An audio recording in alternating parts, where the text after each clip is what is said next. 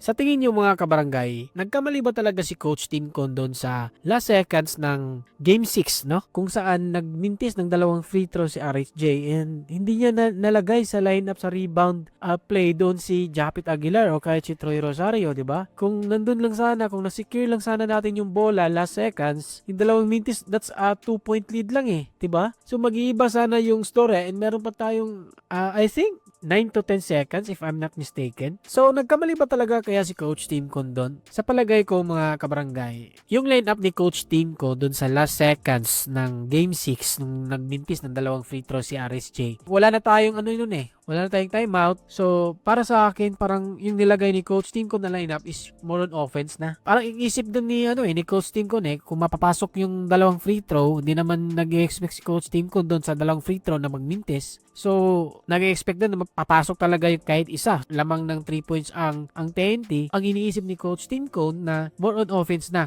4-point shot or 3-point shot. So, yun na yung lineup na nilagay ni Coach Tim Con doon sa loob. Kaya doon di natin masisisi si Coach Tim Con kasi nga sino ba namang mag-expect, 'di ba? Kahit ikaw si Coach Tim Con, hindi ka mag-expect na magmimintis talaga 'yon. Ang iniisip doon ni Coach Tim Con na kung papasok yung dalawang free throw ni RSJ o kahit isa lang, so may chance yung lineup niya na makashoot beyond the arc, 'di ba? Outside 3 points or 4-point play. Kaya hindi pinasok ni Coach Tim Con doon si Japit Aguilar.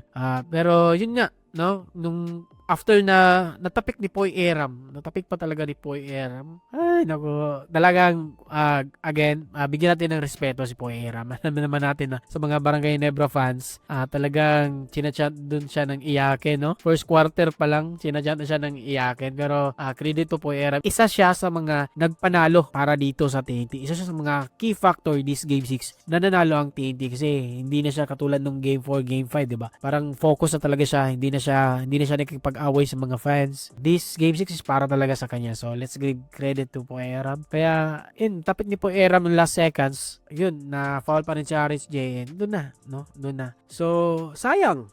Para sa akin, sa Barangay Ginebra fans, nandun na sana tayo di ba? Kunting push na lang Champion na sana tayo dun Sayang, di ba?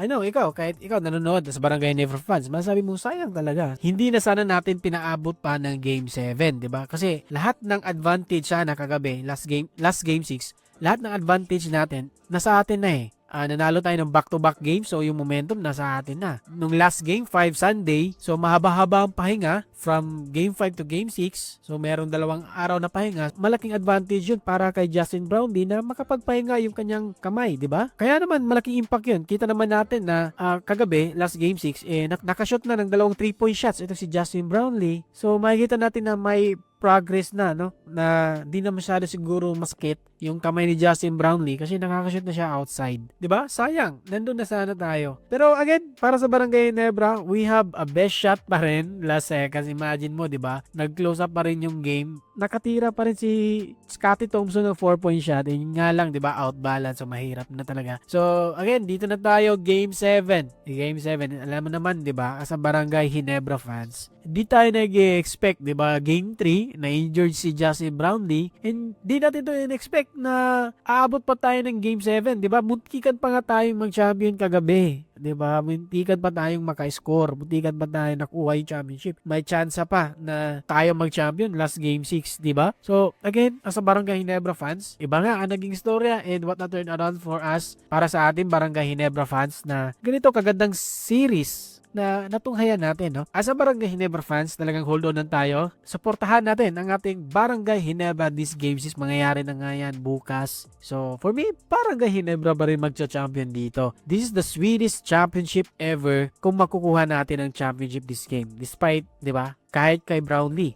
I know, this championship, ito talaga yung championship na matatak sa utak niya. Ibang klase to. Pag, kumbaga, ibang impact to kay Justin Brownlee kung makuha niya ang championship na ito. This coming Game 7, ngayong Biyernes. No? So, supportahan natin. Again, nasa Barangay Ginebra fans, manalo, matalo, Barangay Ginebra pa rin, pero mas masarap pag makuha natin yung championship bukas. Let's go, NSD!